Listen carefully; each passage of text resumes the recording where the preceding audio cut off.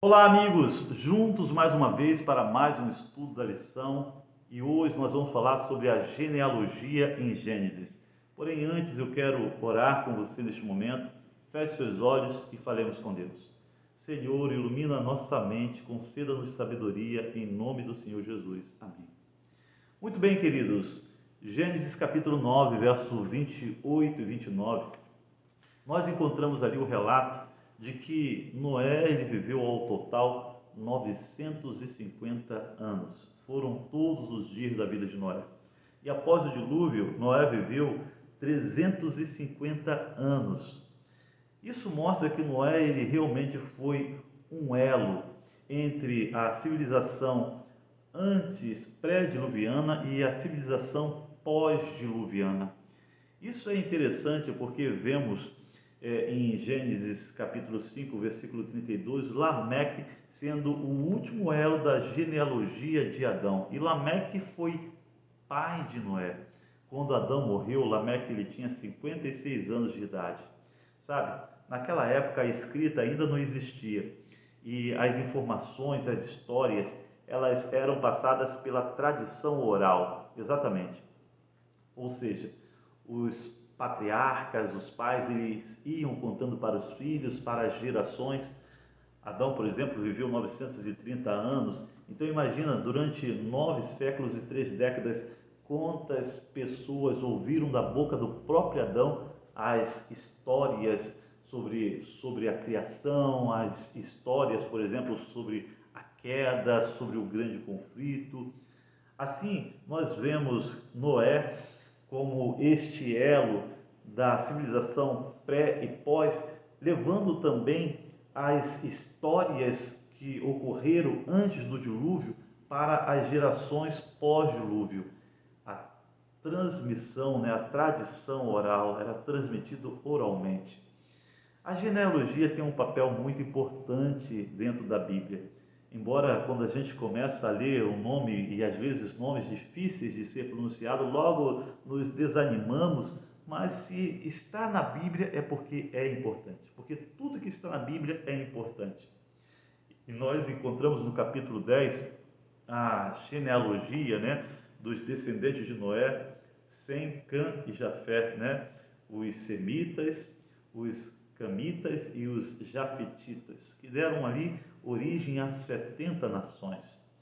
Vemos também lá no Novo Testamento genealogias. Temos ali, por exemplo, em Mateus, onde apresenta a genealogia que vai de Abraão até Jesus. E temos, interessante, no livro de Lucas, capítulo 3, verso 23 a 38, a genealogia, mas que, diferente de Gênesis, que segue uma ordem avançando para o futuro, lá no Novo Testamento ela retrocede. Interessante o fato que em Lucas, capítulo 3, verso 23 a 38, a genealogia ela parte de Jesus, chegando até Adão, filho de Deus, até Deus. É muito interessante isso. Por quê?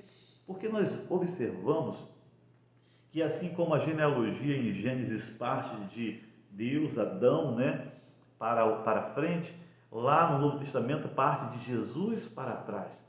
Isso mostra que toda a narrativa sobre as vidas que existiram, que descansaram, na realidade formam o elo entre o primeiro e o segundo Adão. O primeiro Adão que caiu e o segundo Adão que venceu. O primeiro Adão que é o símbolo da queda e o segundo Adão que é o símbolo da vitória, da salvação.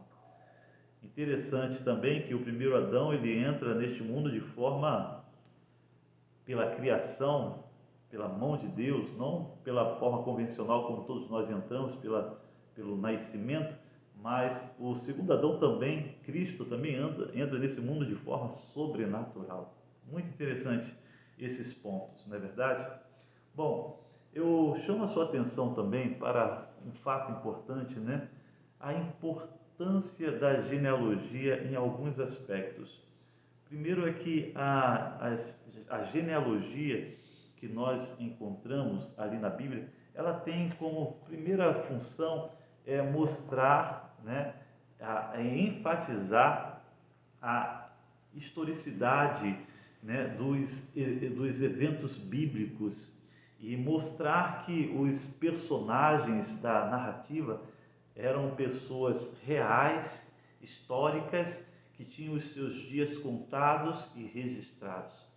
Outro ponto também da importância da genealogia tinha a ver com mostrar ali, né,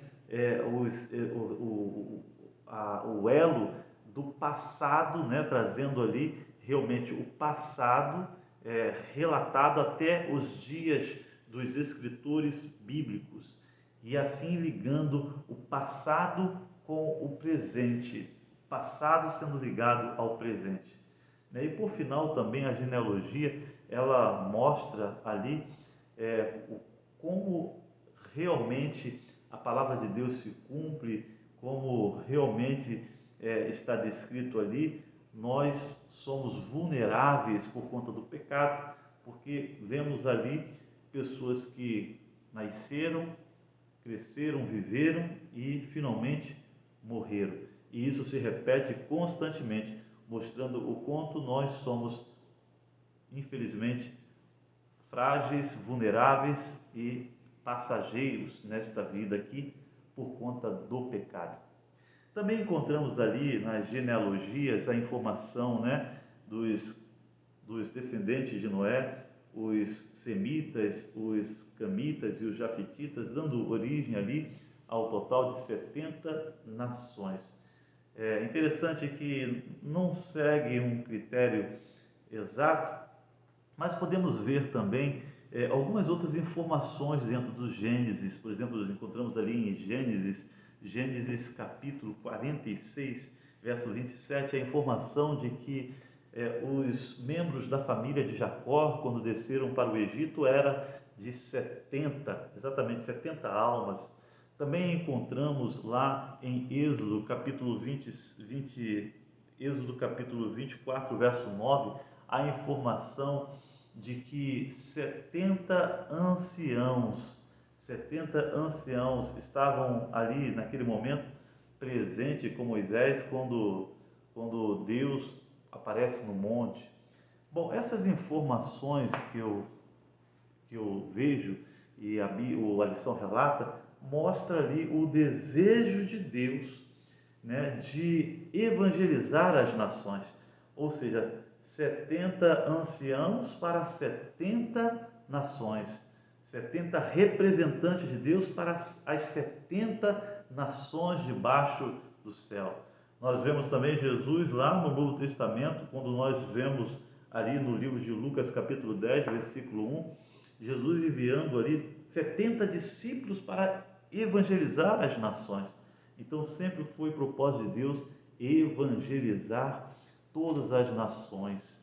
E encontramos aqui em Êxodo 32, versículo 8, a seguinte declaração: quando o Altíssimo distribuía as heranças às nações, quando separava os filhos dos homens uns dos outros, fixou as fronteiras dos povos segundo o número dos filhos de Israel. Ou seja, aqui já encontramos a informação de que era propósito de Deus que através do povo dele, do povo de Israel, este povo anunciasse a salvação a todas as nações debaixo dos céus. Deus, na realidade, ele conhece cada ser humano, mesmo aqueles que não fazem parte, né, da descendência da qual o Messias, o descendente da mulher, viria, mas Deus deseja salvar a todas as pessoas.